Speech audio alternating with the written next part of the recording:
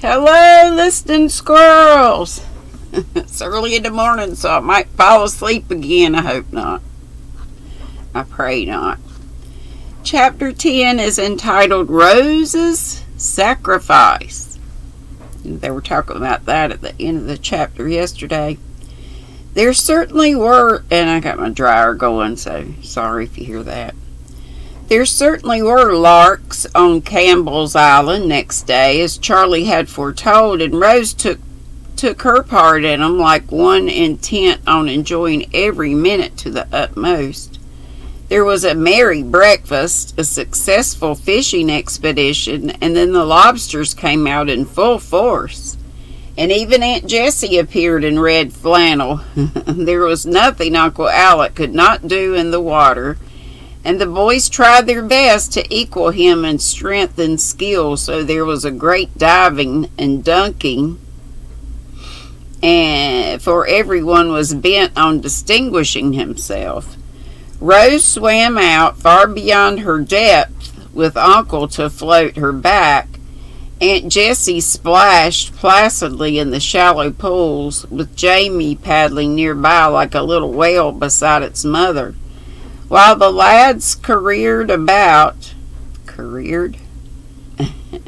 looking like a flock of distracted flamingos and acting like the famous dancing party in Alice's Adventures in Wonderland.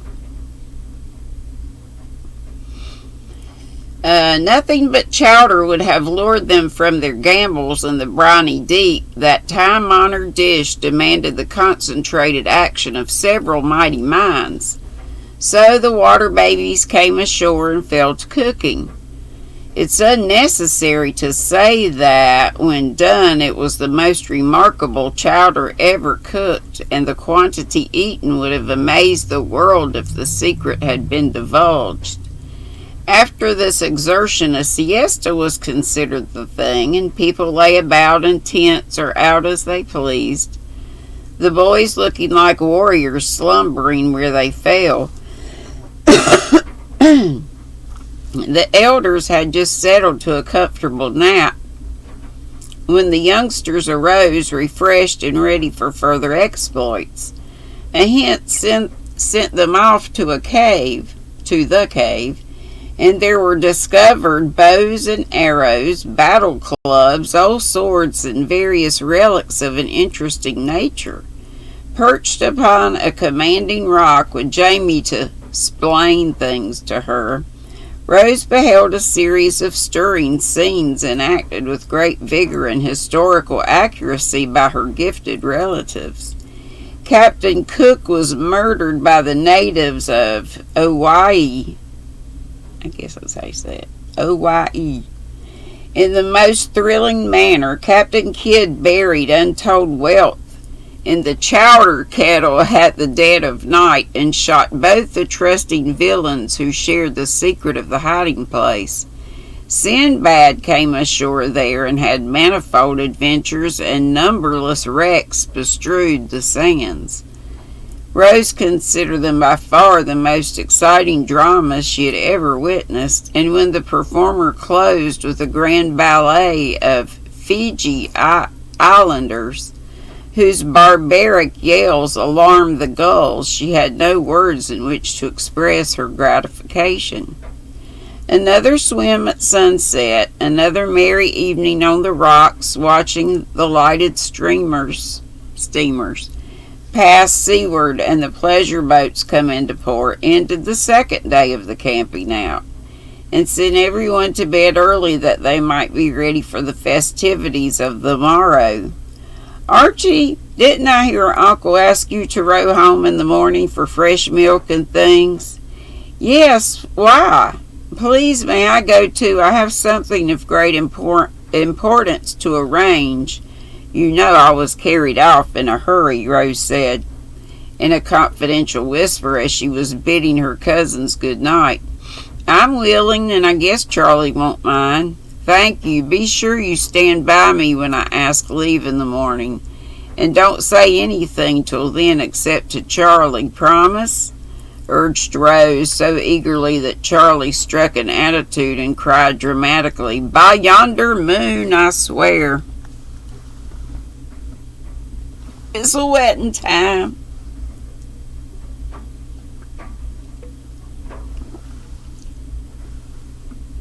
Okay. Hush, it's all right. Go along. And Rose departed as if satisfied. She's a queer little thing, isn't she, Prince? Rather a nice little thing, I think. I'm quite fond of her. Rose's quick ears caught both remarks, and she retired to her tent, saying to herself with sleepy dignity, "Little thing indeed. Those boys talk as if I was a baby. They will treat me with more respect after tomorrow, I guess." Archie did stand by her in the morning, and her request was readily granted as the lads were coming directly back. Off they went, and Rose waved her hand to the islanders with a somewhat pensive air, for her heroic purpose glowed within her, and the spirit of self-sacrifice was about to be illustrated in a new and touching manner. While the boys got the milk, Rose ran to Phoebe. Thought she was going to try to get Phoebe to come with her. Ordered her to leave her dishes, to put on her hat, and take a note back to Uncle Alec which would explain this somewhat mysterious performance. Phoebe obeyed, and when she went to the boat, Rose accompanied her, telling the boys she was not ready to go yet, but they could some of them come for her when she hung a white signal on her balcony. "But why not come now? What are you about, miss? Uncle won't like it," protested Charlie in great amazement. "Just do as I tell you, little boy. Uncle will understand and explain. Obey as Phoebe does and ask no questions. I can have secrets as well as other people," and Rose walked off with her air of lofty independence. That impressed her friends immensely. "It's some plot between Uncle and herself, so we won't meddle. All right, Phoebe? Pull away, Prince." And off they went, to be received with much surprise by the islanders. This was the note Phoebe bore.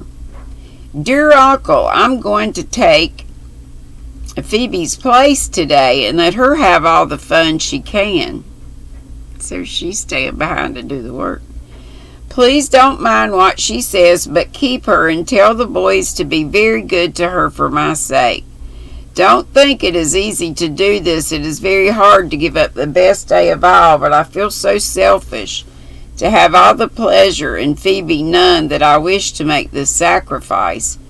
Do let me, and don't laugh at it. I truly do not wish to be praised, and I truly want to do it. Love to all, from Rose." "Bless the little dear, what a generous heart she has. Shall we go after her, Jessie, or let her have her way?" said Dr. Alec, after the first mingled amusement and astonishment had subsided.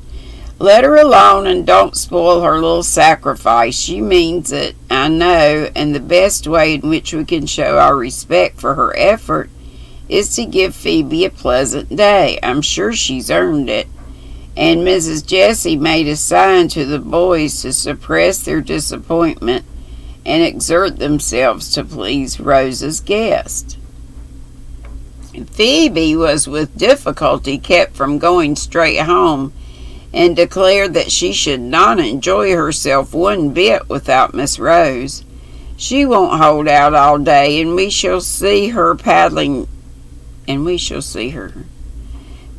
back before noon. I'll wager anything," said Charlie, and the rest so strongly inclined to his opinion that they resigned themselves to the loss of the little queen of the revels, sure that it would be only a temporary one. But hour after hour passed, and no signal appeared on the balcony, though Phoebe had watched it hopefully. No passing boat brought the truant back, though more than one pair of eyes looked out for the bright hair under the round hat. And sunset came, bringing no Rose, but the lovely color in the western sky. I really did not think the child had it in her. I fancied it was a bit of sentiment, but I can see she was in earnest, and means that her sacrifice shall be a true one. Dear little soul, I'll make it up to her 1,000 times over, and beg her pardon for thinking it might be done for effect. Dr. Alec said remorsefully as he strained his eyes through the dusk, fancying he saw a small figure sitting in the garden as it had sat on the keg the night before, laying the generous little plot that cost more than he could guess. Well, she can't help seeing the fireworks anyway, unless she is goose enough to think she must hide in a dark closet and not look, said Hershey, who was rather disgusted at Rose's seeming ingratitude. She will see ours capitally, but miss the big ones on the hill unless Papa has forgotten all about them, added Steve, cutting short the harangue Mac had begun upon the festivals of the ancients. I'm sure the sight of her will be better than the finest fireworks that ever went off, said Phoebe, meditating an elopement with one of the boats if she could get a chance. Let things work. If she resists a brilliant invitation we give her, invitation we give her, she will be a heroine, added Uncle Alex, secretly hoping she would not. Meanwhile, Rose had spent a quiet, busy day helping Aunt Dolly, waiting on Aunt Peace, and steadily resisting Aunt Plenty's attempts to send her back to the Happy Island. It had been hard in the morning to come in from the bright world outside with flags flying, cannons booming, crackers popping, and everyone making ready for a holiday, and go to washing cups while Dolly grumbled and the aunts lamented. It was very hard to see the day go by, knowing how gay each hour must have been across the water, and how a word from her would take her where she longed to be with all her heart. But it was the hardest of all when evening came and Aunt Peace was asleep. Aunt Plenty seeing a gossip in the parlor, Dolly established in the porch to enjoy the show, and nothing left for the little maid to do but sit alone in her balcony and watch the gay rockets whiz up from the island, hill and city, while bands played and boats laden with happy people went to and fro in the fitful light. Then it must be confessed that a tear or two dimmed the blue eyes, and once when a very brilliant display illuminated the island for a moment, and she fancied she saw the tents, the curly head went down on the railing, and a wide-awake nasturtium heard a little whisper, I hope someone wishes I was there. The tears were all gone, however, and she was watching the hill and island answer each other with what Jamie called whizzers, whirligigs, and busters, and smiling as she thought how hard the boys must be working to keep up such a steady fire, when Uncle Mac came walking in upon her, saying hurriedly, Come, child, put on your tippet, police. Police? P-E-L-I-S-S-E, whatever that is. Or whatever you call it, and run off with me. I came to get Phoebe, but Aunt says she is gone, so I want you. I've got fun down in the boat, and I want you to go with us and see my fireworks. Got them up for you, and you mustn't miss them, or I shall be disappointed. But, Uncle, began Rose, feeling as if she ought to refuse even a glimpse of bliss.